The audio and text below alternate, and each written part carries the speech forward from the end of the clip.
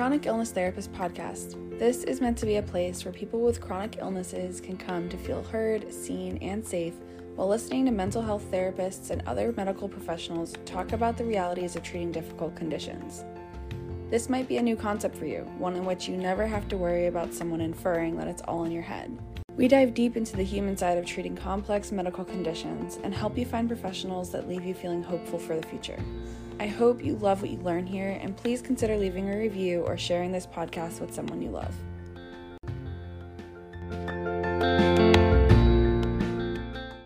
Hey everyone, my name is Destiny, and I'm a mental health therapist in Atlanta, Georgia.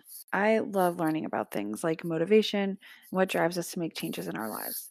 It's so much more complex than choosing a goal and trying to stick to it. I know I spent several years just trying to do everything right, from my diet to exercise, supplements, you name it. And I kept thinking that my pain was all in my head. I needed to live a perfect lifestyle to obtain optimum health. But I constantly fell short of that ideal, and my inner critic led to behaviors that really didn't align with the life I was trying to live. But through acceptance and commitment therapy and kind of practicing that with myself, I came to learn that my perfect lifestyle could actually be attained. It just didn't look how I thought it was going to look. My new lifestyle it really required that I go with the flow, allow for ups and downs, and following the principle of the 80-20 rule. The 80-20 rule states that we gain 80% of our results from 20% of our effort. This means that we do the things that are truly important to us and stop doing the things that don't actually matter. It definitely took some time in figuring out what that 80-20 looked like for me, and I know it will probably take some time for you too. So my hope is that this podcast will be just one piece in your journey to figuring that out. To get us started, I've had my good friend and assistant, Rachel Hopkins, interview me so that you, the listener, can gain a better sense of what I'm offering here and what you can expect to hear in the future. Enjoy! If you were to define your work to individuals that are not either dealing with chronic illness or working in the chronic illness sphere, how would you define your work? So probably starting with the definition of chronic illness itself, which is any illness or health problem that's been happening for 3 or more months. However, most of the clients that I work with on a therapeutic level, they've been dealing with health issues, honestly, their whole life. And usually they're things that people don't usually recognize as a health issue, like maybe chronic migraines. So migraines that they get consistently over a long period of time, or stomach issues. That's a really big one that a lot of clients have, that is just really so normalized. It's like, oh, you have a stomach ache. But when you've been having a stomach ache since you were 3 years old, like you can remember it from very, very small, from your first memories, that is an issue. It's not normal, and something can and should be done about that. And so I'm not a doctor. I'm not a nutritionist. I don't do anything on that side of things, although I refer out to functional medicine doctors whenever I can. And a lot of times clients will get some level of help there. But the work that we do in the therapy room is more about learning how to listen to your body. Like, what does that actually mean? And just to give an example, it looks like if I'm having an experience in my body, if I'm having some kind of sensation, I might pause and actually pay attention to that sensation rather than ignoring it and moving on about my day, which is what most of us do. I found that when we start to listen to our body, sometimes it feels a little bit worse at first, because it's like we've been denying our body this experience for most of our life, probably. So when you give your body the space to go ahead and feel what's happening inside, it's going to be a little bit more heavy or severe. It might be a little bit more heavy or severe. It doesn't always have to be, but can be for sure. And through that, like, that's the part that I work with as a therapist, is how do we help you deal with the heaviness? How do we help you then move through it so that it doesn't remain heavy? That's kind of what the premise of working with a therapist is when you're specifically going to a therapist for dealing with chronic health conditions. Yeah, that's fascinating. I think that it's something that, I'm not in the chronic illness sphere, and but we're not taught to sit with our discomfort. And I have to imagine not only isn't it incredibly difficult, but invaluable if it's something that you're kind of forced to work through. That being said, what modalities and techniques would you incorporate with your clients as you're teaching them to work through or sit through or process how they're feeling? Yeah. So I started off training in acceptance and commitment therapy when I was in undergrad. So I've been studying that modality for about a decade now. And it's a really great starting point, because sometimes some of this mind body work, especially if you've never done any of it before, it can be incredibly overwhelming. You have to take your time and go slowly. And so acceptance and commitment therapy, which I refer to as ACT, that's, it's ACT for short, but we call it ACT in the field. ACT can be as psychoanalytic as you want it to be, or it can be like used by coaches. Like it can be really, really in depth and really, something that a therapist is using on a really deep level, but it also can be used on a really superficial level as well. And that's a great mix to have when you're working with someone who, again, has never really gone through a lot of the mind body connection type exercises. So depending on the client, sometimes we start there and we stay there for a long time. And what that looks like is, what's important to you in your life? What values do you hold?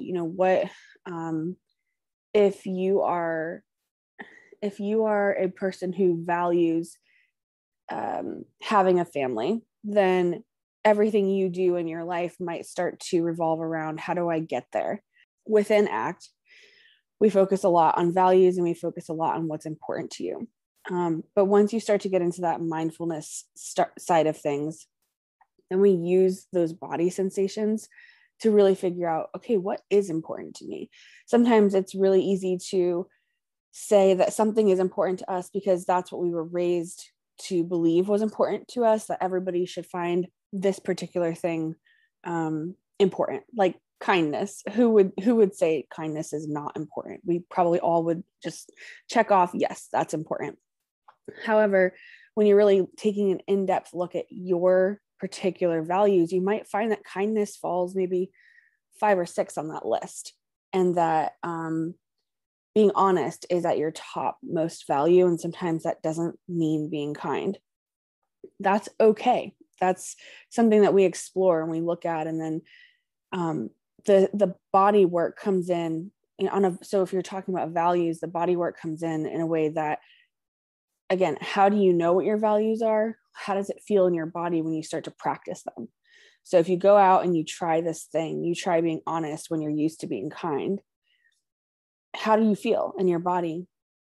At first, that discomfort might make you feel like, oh, this is really, really wrong, but it might just be discomfort because you're not used to it. So again, that's why this is such a long process sometimes, because it's not cut and dry. It's not like, oh, there's tension in my body, that means this is wrong. It doesn't always mean that. So we start off on a more cognitive level, meaning talking about what thoughts you have and beliefs you have and things like that. But I think the main thing to remember is that when we're talking about thoughts, beliefs, sensations, emotions, all of these things, the most important thing to remember is that we're not judging them. And that's where mindfulness really helps a lot, because it helps you remove your judgment. It helps you remove your criticism so that you can see things more clearly. Whereas other modalities try to sometimes make you believe that your thoughts are wrong, or if you think this way, your life will be better. If you stop thinking that everyone's against you, then you're going to have better relationships. Well, what if you have a lot of experiences in your life where people were against you? Maybe you grew up in an environment where no one rooted for you. And in fact, everyone in your family kind of holds each other down, or you're in a work environment where it's very competitive and no one's trying to help you. They're trying to, again, they're trying to maybe not keep you down, but in a way, yes, because it's the only way that they feel they can make it up that ladder. So we're not in acceptance and commitment therapy, and in somatic experiencing, which is another modality that I'm partly trained in. The main thing to remember is that we're not judging our experiences. How this helps with chronic illness is, well, there's many layers here. But because we live in a society that is mainly focused on how can we produce more, make more money, do more, be more, it's always about doing and being. When you have a chronic illness, a lot of times what you need is rest. What you need is to produce less. We need to be more creative, and we need to give more time and energy to being, to focusing on the joys of life just for the sake of it being joyful, rather than, oh, how do I make this into a career or make money out of this? And so again, the coming back to not judging and not criticizing yourself and others, learning that skill, it really is a skill. You can tell yourself all day, like, don't be so judgmental, but it's not as easy as that. It's not just as simple as knowing it. You have to really practice it. And through that, we become more compassionate towards ourselves. And that has many different benefits. It can make us more productive, but that shouldn't always be the main goal, is like, how do I rest so I can do more? It's also, how do I rest so that I can live a life that I truly want to live? Sometimes rest is about making us kinder people, or it makes us enjoy life more, which then has an array of other benefits. It looks different for everyone.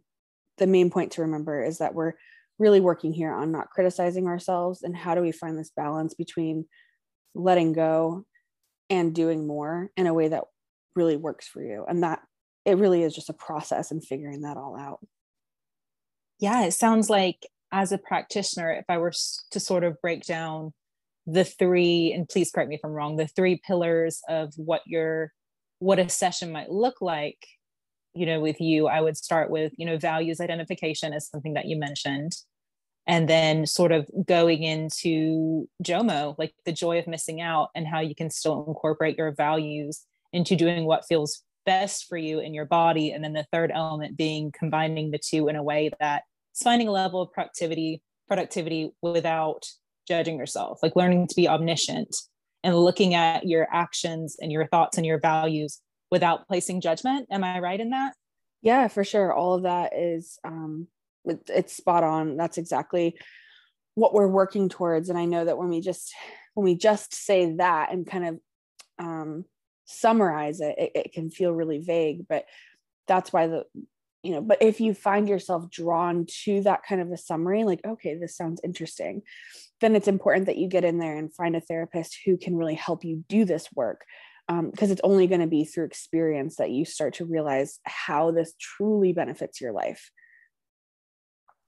So, how do you guide individuals, if we were to look at discovering what their values are?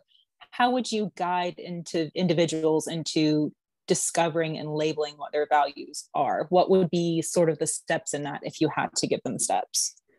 Yeah, sometimes it's a really, really simple start, such as, I have a list of values on a piece of paper, and we go through and we make, not make, we go through and we encourage a client to highlight all of the things that are important to them. Now, this exercise is incredibly difficult sometimes because values all sound really positive. Value examples of values: kindness, compassion, dedication, perseverance. All of these things are things that no one would ever want to say, well, I don't really value perseverance. And so what we do is we say, okay, you can only highlight 20 on this list of 50. So it really starts to, it's not about being right or wrong. Like, you might go back after, so we do this several times, and we start off with like highlighting 20, and then we may say, okay, take out 10 of them. What are your next highest 10 values from the ones that you've highlighted? You might go through this whole process and realize that something you didn't even highlight on that first round is your most important value. The point of this exercise is not to get it right the first time. The point of this exercise is to start thinking critically about how you show up in the world, if that's how you like showing up in the world, and if it's not, how would you rather show up in the world? So maybe I actually have a negative connotation with perseverance because I watched, my parents work 80-hour weeks, and I always promised myself I was never going to be an overworker, as an example. You might actually have a really negative connotation with that word, dedication, perseverance. But you might realize throughout the process of therapy later on that word actually does drive you in your life. And there's a way to do that in a healthy way that doesn't then resemble working 80-hour work weeks. So that's just one really simple way. But again, it sounds really simple. And then it leads us into this kind of more in-depth process. I don't think it sounds, to me, not being a practitioner of it, it doesn't sound simple in a way that's like, oh, this is so simple. It sounds streamlined, but also very well thought out in a way that makes sense, So sometimes simple, I don't want you to think it's like a negative thing at all. I think it's amazing that just what you described, your clients or, whoever clients that practice this sort of modality could have that aha moment. Mm-hmm. Do you find that people you work with sort of potentially take a step back sometimes down along the lines and think, oh my gosh, this is something that I valued that I didn't even have a word for? Have you ever had an experience like that? Yeah, that definitely happens. And one of the things that we do, there's an exercise called just trying on a value. And so that's the homework, is like this week, go home and try on, if you've chosen this word, perseverance, let's say, just go home and look at all the ways in which you can try to incorporate that into your day-to-day. And at the end, next week when you come back in, we're going to process that and see how that felt, and see, is this a word that resonates with you? And what are your beliefs around it? What do you like about it? What do you not like about it? How did it make you feel in your body? And so that's how we kind of get to that moment of like, okay, yeah, perseverance is something that I do really like incorporating in my life. And I never knew that it didn't have to look like 80-hour work weeks, that it actually could look more like learning how to rest, things like that. Oh, I love that. Yeah, perseverance, using that example, perseverance can show up in all different sorts of ways, but we're sort of programmed in this, like, work hard, hustle, boss babe society to think it only looks a certain way. So I love that. Exactly. And what would you say is the most common misconception for your work in chronic illness? What would you say people either don't understand about it or they assume about it before stepping in and asking these questions?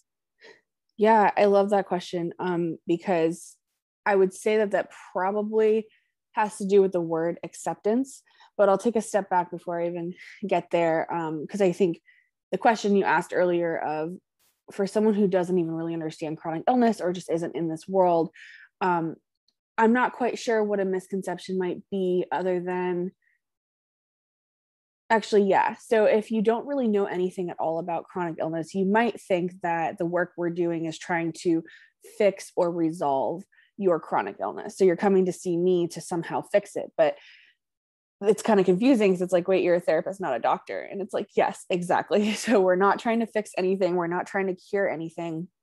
We're trying to learn how to do things like manage it, practice acceptance, which I'll kind of get into because that has such a huge negative connotation with it.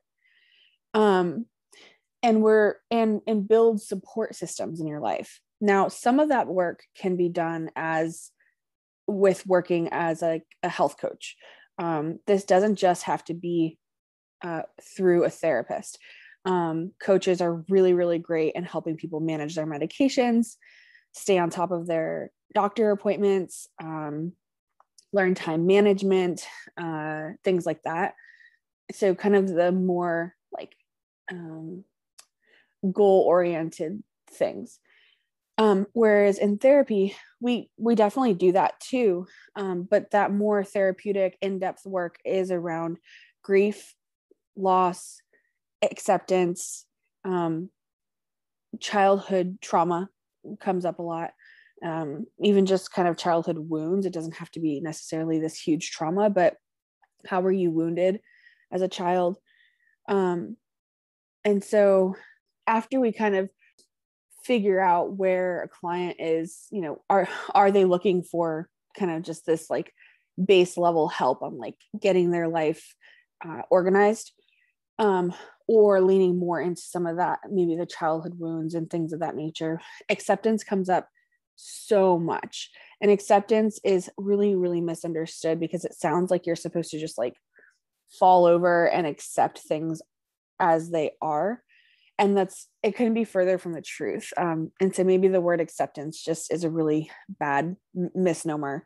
But acceptance is more about learning that whatever you are feeling about a particular experience is, one, 100% legitimate, and two, does not have to dictate your next behavior. That's kind of a tricky one too, because for example, if you're tired, we need to learn how to accept my body is tired. And then we move into making sure that there's no judgment or criticism around that. And there are exercises we do and we practice that. That's not just, again, it's not just as simple as don't beat yourself up, talk to yourself better. That doesn't work for everyone. And so we are accepting how we feel. We are acknowledging, okay, this is how it is. And while I wish it were different, it's not. So what am I going to do next? What do I want to focus on next?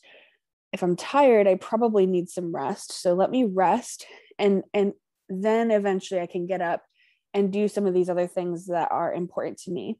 But if I sit there resting and criticizing myself the whole time and wishing that it were so different, that I hate this experience, like I hate that I have to lay on this couch and I hate that I have to be in bed right now, or whatever that looks like for you, then you're actually not mentally resting. You're physically resting, but mentally you're not. And therefore your body is still worked up. Your cortisol levels high, your other hormones in your body are still high. This is where the mind body connection really comes in. Again, people talking about misperceptions, people think like this work, if you have to see a therapist for a chronic illness, that means it's all in your head. And that couldn't be further from the truth. That's why I work so hard to get my clients to work with other practitioners, functional medicine doctors, or even just a regular MD as well. Anything we can do to bring the mind and the body together, because it's not separate. If you, again, this example of laying down in bed, if you're stressing the whole time, your cortisol levels are high, it's kind of like you just went for a run outside. Your body doesn't know the difference between high cortisol because you're running or high cortisol because you're laying in bed. And I shouldn't say that so blanketly black and white. There is a difference between running and laying in bed, but your hormones, again, they really do impact how we think, how we feel, and our motivation levels and energy levels. And so if your cortisol is high the whole time you're resting, you're not doing yourself a good service. So those are some of the misconceptions, I think, when you start to really look into the, like, what does it mean to be a therapist who works with chronic illness? These are the things that come up for people. Yeah. No, yeah, that definitely, I think that you really summed up this word mindfulness in a way that is succinct, but also very, very deep. I think oftentimes one rests and one thinks, I'm doing a really bad job at not doing anything. Mm-hmm. Or, I can hardly enjoy this because I'm worried about all the other things I need to be doing. So what's the point of even doing it at all?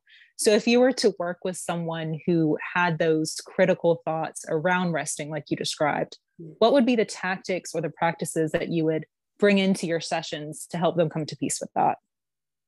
Yeah, it depends on the client, but some things that come to mind are, sometimes it's important to give yourself that grace to say, okay, I'm trying to rest right now, but going back to acceptance, maybe you just can't.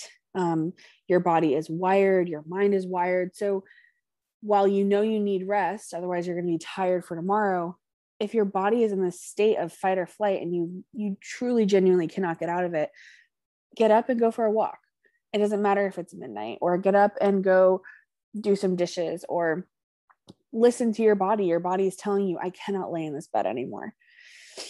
If your mind is telling you, let's say on the flip side, you are really exhausted, you could go to sleep, but your mind is like, I got to do the dishes, I got to do this. If I don't do that, I'm going to be stressed later on. Then we're going to work a little bit more on like, how can we keep you in bed? And so that's why the body part of this is so important, because we really, really get hung up on our thoughts and believing whatever our thoughts are telling us is important, when our body is often trying to tell us a different story. So that's some Wow. of it. Yeah. Oh, I'm sorry. Go ahead. No, I was just going to say, so that's a little bit of where I might start. Yeah, no, you just completely blew my mind, because you really took the concept of what rest looks like and flipped it in a total 180. And I'm that's part of what you do, right? Is you help redefine rest for whatever looks best for that person, their body, and where they're at. So I appreciate you taking the time to explain that, because that's given me a whole new way to think about it.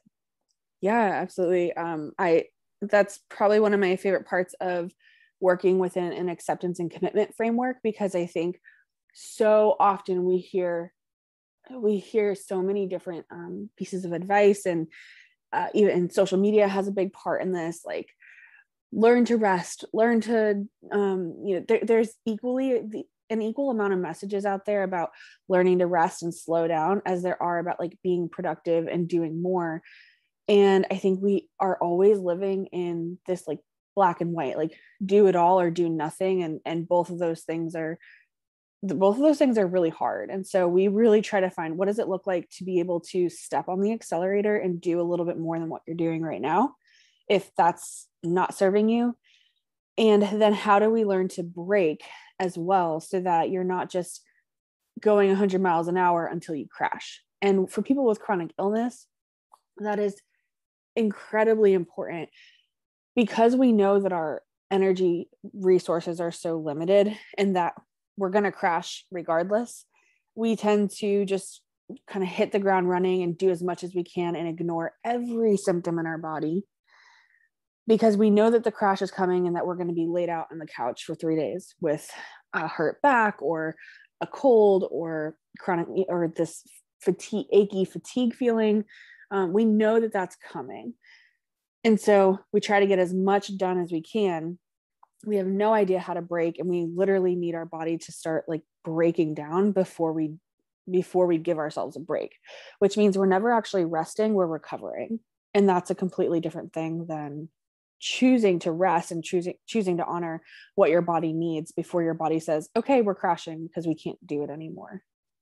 Gotcha. So a lot of it is like striking the balance, you would say. Yeah, exactly. And so, going back to like redefining what does balance look like for each individual in a way that works for them and their lives, not, oh, well, like Instagram says balance looks like this. And I'm so glad that you brought up Instagram and social media in general, because mindfulness is such a big buzzword on all the platforms. Wellness is such a big buzzword on all the platforms that, it's hard to not view it as like this unattainable nirvana that's never going to happen to us. Mm. So if you were to sort of summarize wellness in relationship to the work that you do, what would wellness look like? Yeah. Yeah, that's a good one. The wellness industry is so, there's so much wrong with it right now. I think it started off in a really good place. And right now it has a lot of assumptions and more demands of people, and an aesthetic that is highly unattainable.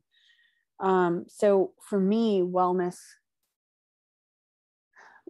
looks like being happy with your life. That's a really simplistic way of putting it, because no matter how I define it, it's going to need a ton of elaboration. Um, Being happy with your life doesn't mean you are just happy, like, oh, just be happy, or be thankful for what you've got. It doesn't mean that at all. It actually means Do I have pride in the work that I've done? Do I feel good about what I'm doing? Um, am I working towards something that's meaningful to me? This is where the values piece comes in. If you don't care about having a clean house, why put your energy into it? If you don't care about um, looking a certain way aesthetically, going to the gym that requires you to go to the gym 6 days a week, why are you putting yourself through that? And so living a life of wellness is when you have clearly defined what happiness actually looks like for you. And then you're putting one foot forward in front of the other to get there. So it's not about the destination. It's not like I've I've decided what a happy life looks like and now I'm here. It's I've decided what a happy life looks like for me. And every day I am able to put one foot in front of the other. If you're constantly having obstacles to that happy life that you're looking for, it's time to either revisit that dream and if that's actually relevant and necessary for you, or look at your actions and what you're doing or not doing to get there. So it can look completely different depending on who's in. It can look completely different depending on your situation. So yeah, I hate to leave it without a real definition, but happiness, um, a life of wellness really has to be defined by the client. And so that's what we're constantly working on is having them define it and then work towards it. No, I think that you definitely defined it in a way that again answered the question. It is basically wellness is subjective to you. And tying it back to what you mentioned about the values, the value identification, would you say that that works to help live a life that is a happy one? Definitely. I think with identifying your values, it can be as black and white as trying to remember, okay, perseverance is my top value. So every day I wake up and I do one thing in honor of that word and what that means to me. But after a while, you no longer really need that list of words and you kind of just know what feels good in your body. And so that's kind of what we're working towards is how do you get to a point where you don't even have to think about your values anymore.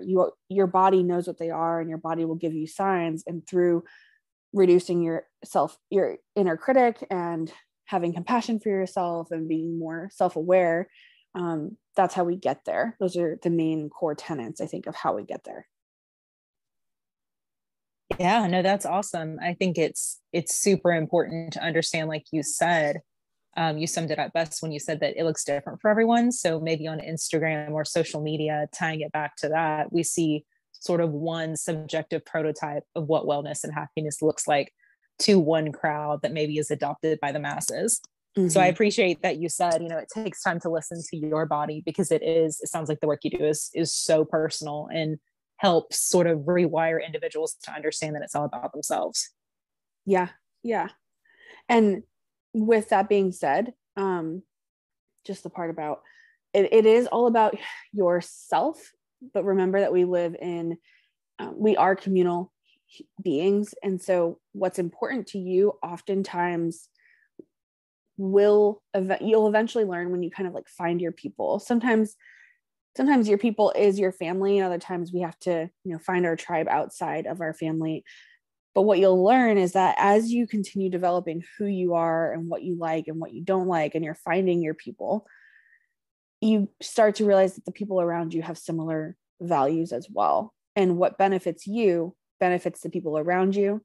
And what benefits the people around you benefits you. And so I just want to put that caveat in there because when we start to talk about like doing what's best for you or self-care or allowing yourself to be selfish, so that you can live this happy life, that is important, but it's not selfish. It really should, at the end of the day, through this process, feel like you are connecting with other people and connecting with people who really get you and you really get them, and you do have similar interests, goals, and values. And that tends to happen naturally as you do this work. It's not something that you need to try to force into happening. That's a great segue to my next question. Actually, you answered a lot of my next point in there. The next thing I was going to ask is, kind of a foil of what you just said. As you're identifying your values and you find those, whether it be in your work sphere or your personal sphere, that don't align or don't value the same things that you do, how do you stand true to the work that you're doing? How do you mitigate that conflict? Yeah, that can be really difficult sometimes. And within the acceptance and commitment framework, we lean on one principle called, well, there's 6 principles within the framework, and all of these principles make up something called psychological flexibility. So it's just like learning how to be more flexible in your body. We also have to learn how to be more flexible in our mind. So actually being around other people who have different values than you, have different ideas of what it means to be polite or rude, what they people who really do bring up a lot of conflict when you're around them. If we're learning how to be psychologically flexible, this is bidirectional. One, learning how to be psychologically flexible allows you to be around them without as much distress, but also being around them is what helps teach you how to be flexible. So we don't learn how to be physically flexible or physically strong by just doing. We learn by doing and failing, or doing and struggling, or doing and reflecting and figuring out what we want to do differently. So if I have a value of perseverance, or let's say my value is kindness and honesty. So let's say those are the top 2 values. And I have a really difficult person I'm trying to deal with at work. I cannot control how they show up in the room. I can only, and I hate to say control, but I want to focus on my values in this moment. I want to make sure that I'm showing up with kindness and honesty, which means I'm also kind to myself. So I'm not just letting them talk rudely to me and because I'm a kind person, I'm not going to say anything. No, in fact, part of being kind and being kind to myself is assertively addressing that situation. Hey, we need to work together on this project, and when you talk to me that way, it makes it really difficult for me to do my job. How can we get through this together? So it's a little bit of learning how to have some assertiveness skills and some different ways of communicating, but it's also learning how to be okay with the fact that you cannot control someone else. So someone constantly has an attitude every morning. They walk into work every morning and they never say hi to you. They're just quiet, they're to themselves. And you find that really, really rude. It might have nothing to do with you at all, or it might be super personal. We don't know. Maybe they really get triggered by you just as much as you get triggered by them. I'm not going to try to step in and try to control the fact that this person doesn't say hi to me. But what I am going to do is focus on, okay, what parts of my job do I need this person's cooperation in? And can we have a mutual understanding and respect there? And then I'm going to try to figure out how to make that happen. So psychological flexibility, I mean, it's, like I said, it's a little bit of learning how to be more flexible so you can show up in that way, and not let your triggers control you.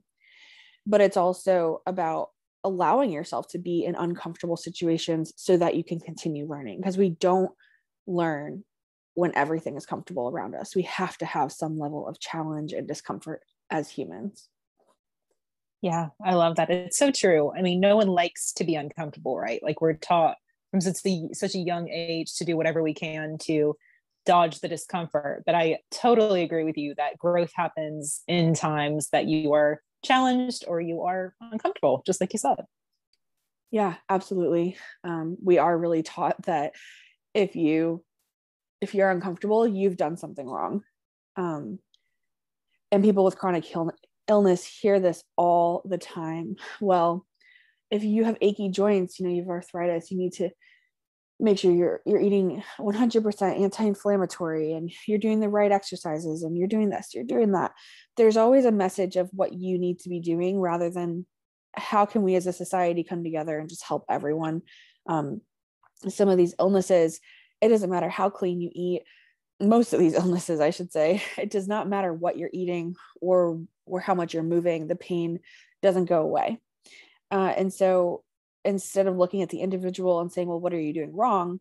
Why don't we look at our society and say, how do we actually support somebody who lives with this much pain?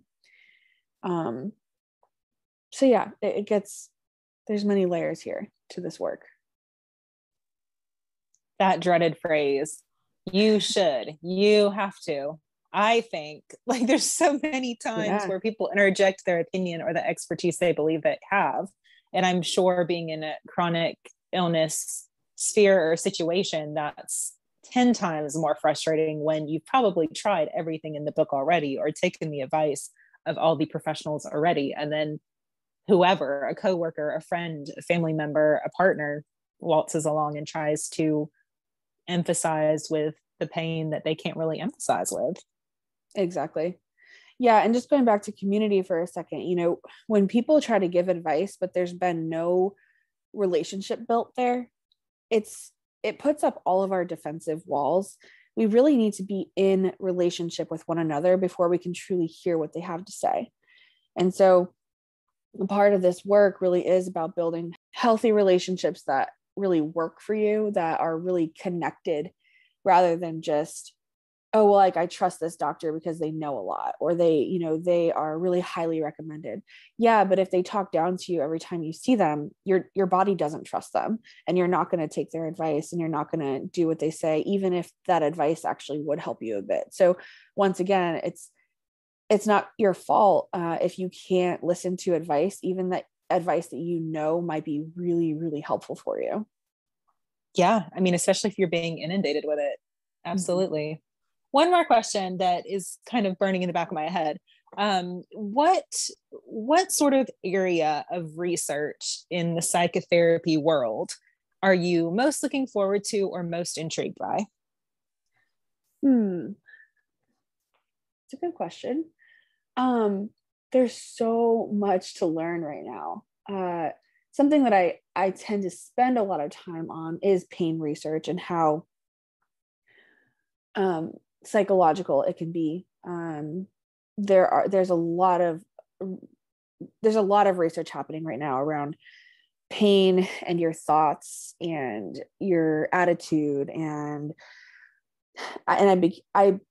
I try to be really careful with that language, because it's not about your thoughts creating your reality or your thoughts causing you pain, but it's more about how you respond in your body, which, going back to everything we've just talked about, it's not about trying to change that. It's about being aware of it so that you actually know what your body's doing, rather than trying to change something that you actually don't even know a whole lot about because you haven't spent enough time observing it, even if it is in your own body. And so that research is really important, and it's really interesting to me. And just figuring out continuing to figure out how this mind body connection actually works, and really continuing to dispel the myth that your thoughts create your reality, even if we are working a little bit with like your thoughts and what that means. Absolutely. Yeah. I mean, I think that they're learning so much every single day. And there's a large, large team and school of thought that are backing up the idea that you just identified, that it's so much more than what we know. And Mm-hmm. as we begin to learn more and more and more, like I've always said that therapists are eternal learners. Mm-hmm. You are always looking out for what's next, because it will change your work and morph your work to be more applicable. Yeah, we are for sure lifelong learners.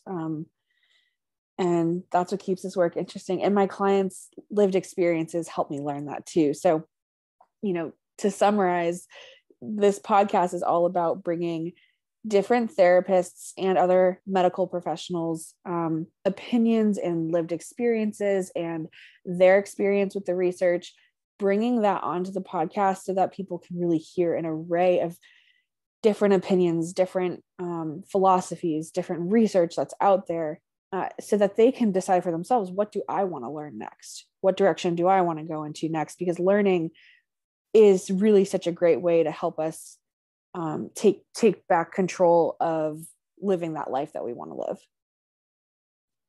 Beautiful. That was a gorgeous segue. I am so excited to continue to hear the rest of this podcast and learn myself more and more about what professionals all over the country have to say in this area of expertise. And I really appreciate you including me. Thank you. Yeah, thank you so much for asking these questions. And yeah, I look forward to putting more content out there. So thank you. If you learned something new today, consider writing it down in your phone notes or journal and make that new neural pathway light up. Better yet, I'd love to hear from you. Send me a DM on Instagram, email me, or leave a voice memo for us to play on the next show. The way you summarize your takeaways can be the perfect little soundbite that someone else might need in order to better absorb the same lesson. Lastly, leaving a review really helps others find this podcast, so please do so if you found this episode helpful.